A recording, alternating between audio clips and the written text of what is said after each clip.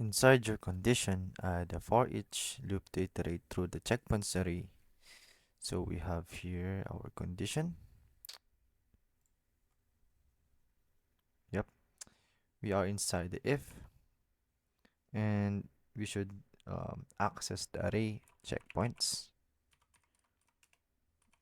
and interpolate the method called for each to access the array checkpoints and iterate the array elements.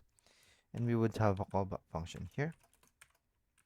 And then let's name the individual elements that is being iterated inside the array, named as checkpoint. And so,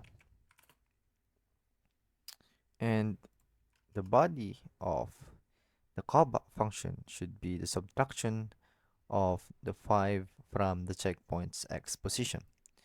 So first we would have to access the checkpoint. Wait, let me go up. There should be a checkpoint here. Yes. So we do have a checkpoint and only use this one, I guess.